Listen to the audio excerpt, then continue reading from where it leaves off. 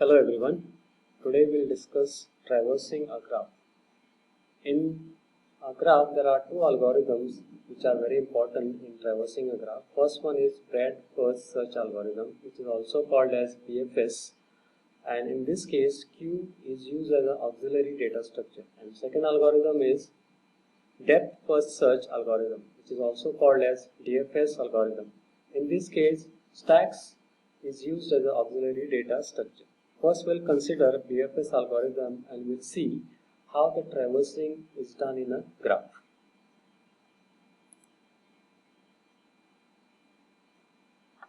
To traverse a graph, you need to understand certain points. As I told you that BFS algorithm use Q as a data structure. As the name suggests, you are required to traverse a graph breadth-wise as follows. In the first step, you need to move horizontally and visit all the nodes of the current layer. Next, move on to the next layer, and so on. In the third step, you need to know the time complexity of the BFS traversal is O, that is vertex plus edges, where V is the number of vertices and E is the number of edges in the graph. BFS is used when we know that the solution is not that far from the source vertex. In this case, when you know that the solution is not too far, then we have to use the BFS algorithm. In the BFS algorithm, or you can say in a BFS traversal of a graph, it produces a spanning tree as a final result. Spanning tree is nothing but it is a tree, or you can say it is a graph without loops. So let us understand this traversing a graph using the BFS algorithm. There are 6 steps involved in the BSF algorithm where Q is used as an auxiliary data structure. In the first step, we define the size of the Q, that is total number of vertices in the graph. In the second step, we select any vertex as the starting point for traversal. That is, visit that vertex and insert it into the Q. So we take that starting vertex and insert that vertex into the Q. In the third step, we need to visit all the non-visited adjacent vertices of the vertex which is at the front of the Q and insert them into the Q. In the next step, when there is no new vertex to be visited from the vertex which is at the front of the Q, then delete that vertex. In the step 5, we repeat step 3 and 4 until the Q becomes empty. When the Q becomes empty, it produces a final spanning tree by removing the unused edges from the graph. So when there is no element in the Q, we say that the traversal is over and traversal is complete, and whatever tree we got is the final spanning tree. Now let us understand all these 6 steps considering a small example. This is a small example I have considered. In this example, this is a non-directed graph having the 7 vertices. As you can see, it is named from A, B, C, D, E, F and G. Now let us consider the first step. As the algorithm says that you need to take a starting vertex. So in the step 1, we select the vertex A as the starting point and insert that A into the Q as shown in the figure. So we take this vertex and add it into the Q. Next step, what you need to do is you need to see which are the adjacent vertices of A vertex. Now you can see here adjacent vertices of A is B, D and E. So you need to consider this B, E and D are the adjacent vertices of A and mark those vertices. As you can see here in the step 2, we need to visit all the adjacent vertices of A which are not visited. As I told you, the not visited vertices are D, E and B. So you can see here it is marked with a dark green line, that is D, E and B. So we have to write this B, D and E into the Q. So we are writing here D, E and B. The order is not important. In this case, you can write it as B, E and D also, or D, E, B also. The order is not important. The important is that you need to know what are the adjacent vertices of A.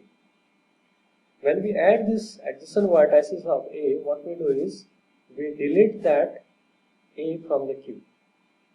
So that is the second sub-step involved in step 2. In the third step, again, we need to consider the next element in the Q, that is D, and see which are the adjacent vertices of D. So adjacent vertices of D are A, E. Now in this case, A and E is already marked. That is, they are already visited. So there are no vertices to be visited. So what we do is we just delete the D from the Q and keep this E and B as it is. So in the step 4, the next element is E. So in the step 4, we need to visit all the adjacent vertices of E again, which is not visited. Now as you can see here, C and F are the adjacent vertices which are not visited. I'll just go to the step 3. Now from the E, you can see here C and F. These are the two vertices which are not visited, and B, A and D are already visited. So we need to consider C and F. So this C and F will be added into the Q and it will be marked with a green line. So next element will be the B. That is in step 5, we need to visit all the vertices of B which are not visited. So if you see here, considering B, there are no adjacent vertices which are not visited. So all the vertices are visited. So we say that there is no vertex and delete that B from the Q.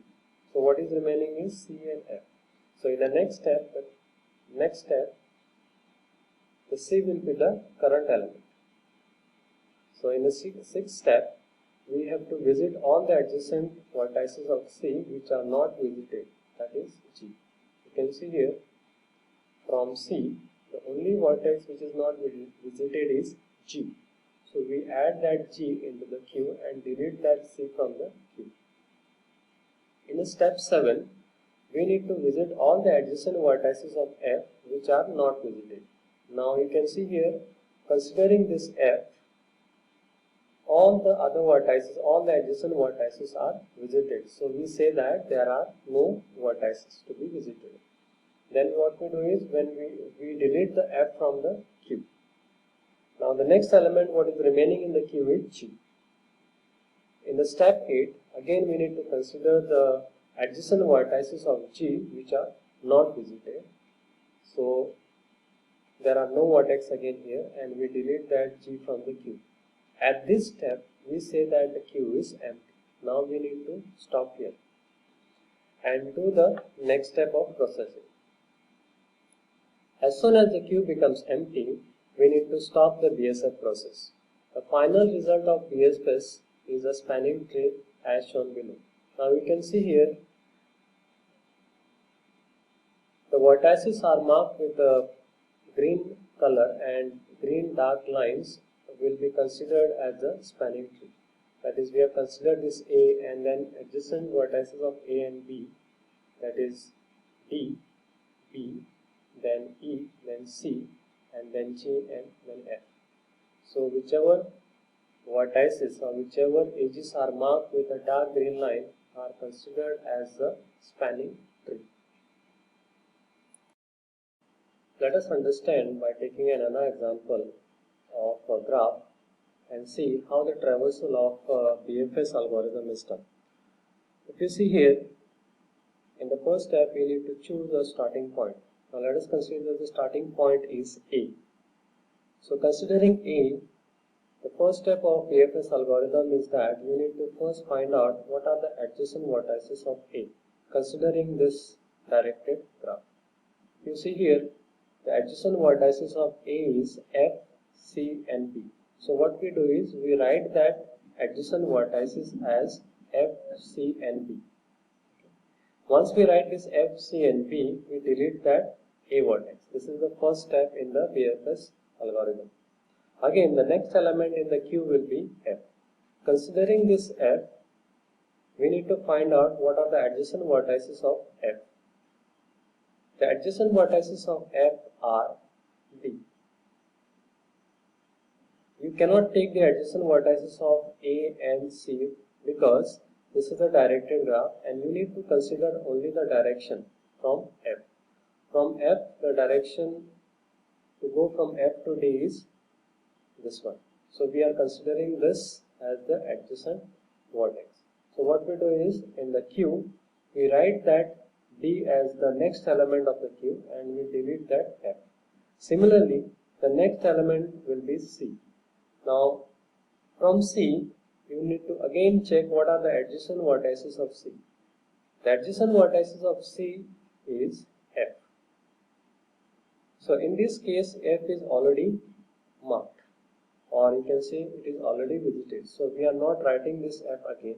So we are keeping this Q element as it is and we are deleting this C. Now the next element will be B. So considering this B, the adjacent vertices of B will be C and G. Now C is already visited, that is already marked. So we are not considering this. Only we need to consider is G. So we are adding this G vertex into the Q and delete that B. The next element in the Q will be D. So considering this D, the adjacent vertex of D is C. So C is already visited. So there are no other adjacent vertices of D. So we are keeping this element as it is and we are deleting this D. Now the next element in the Q will be G. Now considering this G, the adjacent vertices are C and E. Now in this case, C is already visited and E is not visited. So we have to write this E as the next element in the Q and then delete that G. Taking this current element E, find out what are the adjacent vertices of E. The adjacent vertices of E are C, D and G. If you see here, D and C is already considered, that is already visited, and what is remaining is G. So we are only adding this vertex which is not visited. So we write this J into the Q as the next element and delete this E. The next current element will be J. Considering this J, again you need to find out what are the adjacent vertices of J. If you see here, D is the adjacent vertex and K is the adjacent vertex. So D is already visited and the only vertex which is not visited is K. So we write down K as the next element in the Q and delete this J. Similarly, the current element will be K. Considering this K, find out which are the adjacent vertices. From K, E and G are the adjacent vertices. Now if you see here, E is already visited and G is already visited. So we say that there are no adjacent vertices which are not visited. And what we do is we delete that K from the Q. Once we delete that K from the Q, we say that Q is empty. Now we have to stop. All these steps obtains a spanning tree. Now you can see here in the first step we have considered A to F, then A to C, then A to B, then F to D, then B to G, then G to E, then E to J, and then J to K, and I have drawn all these red arrows with another diagram. You can see here, first we have to consider from A to F, then A to C, then A to B, then F to D, then B to G, then G to E, then E to J, and then J to K. So this is called as the final spanning tree. So once we know that the spanning tree, we can go from any vertex to any vertex which includes the minimum path. For example, if the question is given to you like this, you need to find out the minimum path from A to E using the BFS algorithm. If the question is like this, then your first step is that you need to obtain the spanning tree considering all these steps. Once the spanning tree is obtained, from that spanning tree, try to find out which is the minimum path available from one vertex to another vertex. Now the question is, in order to go from vertex A, two vertex E, the minimum path would be A to B, B to G, and from G to E. So A, B, G, and E will be the minimum path to go from a vertex A to E. So this is how we obtain the spanning tree and find the minimum path from one vertex to the another vertex. Let us consider this example considering the same graph. Now in this example, you are required to find a minimum path from A to J. That means a particular path is given to you and you need to find out this minimum path considering the BFS algorithm. This is another way of finding the minimum path using the BFS algorithm. The procedure remains the same. Only thing is that the way in which this algorithm is explained is a little different, but the procedure is same. In this case, first what we do is, first we find out the adjacency list. You can see here, the adjacency list of each vertex are obtained first. Just for an example, considering this A vertex, the adjacent vertex for A is F, C and B. So this F, C and B indicates the adjacency list. So considering each vertex, we find out what is the adjacency list and then we apply the BFS algorithm. Now in this BFS algorithm, we are considering the front and rear pointer and also maintaining two arrays called as Q, and second one is a ORIG, that is original array. The first step is that you need to add this A, that is the starting point or starting vertex, into the Q and add a null value to the ORIG array. As you can see here, the front and rear pointer will be equal to 1 and 1, Q will be equal to 1 and ORIG array will be equal to 0 or a null value. In the next step, what we need to do is, we need to remove the first element from the Q. Now in this case, the first element in the Q is A. So we need to remove that first element from the Q by setting this front equal to front plus 1 and then add the neighbors of A into the ORIG array. The neighbors of A you need to check in the adjacency list. As you can see here, in the adjacency list, the neighbors of A or the adjacent vertices of A are F, C and B. So what we need to do is, we need to write that F, C and B in the Q and update that front equal to 2, that is front plus 1, and then add the neighbors of A into the Q and also the original vertex of each of these adjacent vertices into the ORIG array. That means A 3 times. It indicates that F, C and B are the originating from A and E. And then update this rear pointer equal to 4. Now the front pointer will be equal to 2 and rear pointer will be equal to 4. Now you can see here the origin A of each of the three edges is added to ORIG. That means this A indicates that F, C and B are originating from A vertex. In the third step, again the same thing, the front will be pointing to F. What we need to do is, we need to remove the front element from the Q by setting equal to front plus 1 and then add to the Q the neighbors of F. Now to find out the neighbors of F, again you have to refer the adjacency list. The neighbors of F are, if you see here, the neighbors of F are only D. So we need to add this T into the Q, update this front equal to front plus 1, that will become 3, and then add the original vertex of this T. The original vertex of this T is F, and then update this rear equal to rear plus 1, that is 4 plus 1 will become 5. The next step also, same thing, we need to remove the front element of C from the Q and add to the Q the neighbors of C. If you see here, neighbors of C is only F. So this F we need to add it into the Q. Now if you see here, when we consider the neighbors of the front element of the Q, we need to check whether that element is in the ready state or not. When we say it is a ready state, it means that that particular vertex is not visited. And when we say that vertex is not in the ready state, it means that it is already visited.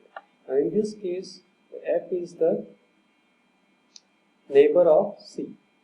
So we are not adding this F again because that is not in the ready state. That means that vertex is already visited. So therefore, the neighbor of F of C is not added to the queue since F is not in the ready state.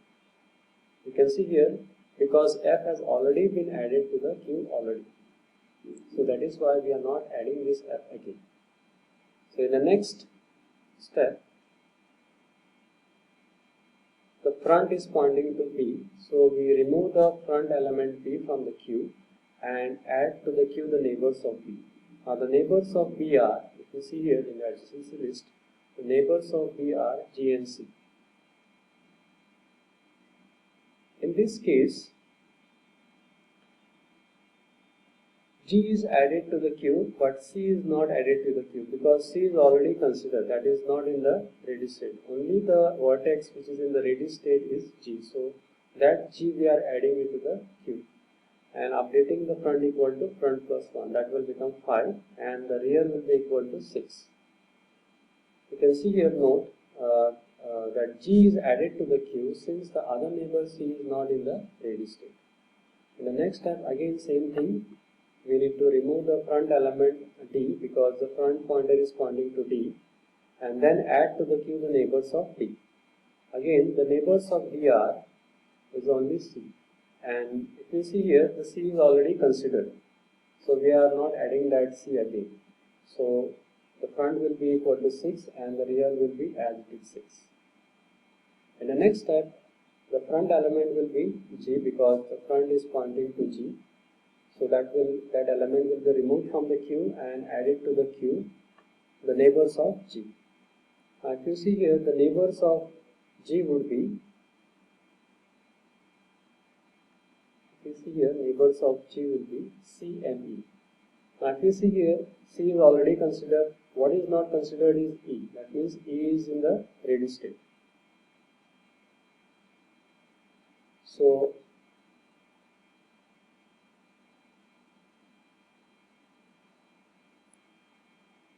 we are adding this E into the queue and marking this ORIG with the G. Updating the rear equal to rear plus 1, that will become 7. Again, the front pointer will be pointing to the next element, that is E. So we remove the first element or front element from the queue and then add that queue to the neighbors of Q, that is E, that are not in the ready state. Now if you see here, the neighbors of E are, if you see the adjacency list, the neighbors of E are D, C and J. Now considering this D, C and J,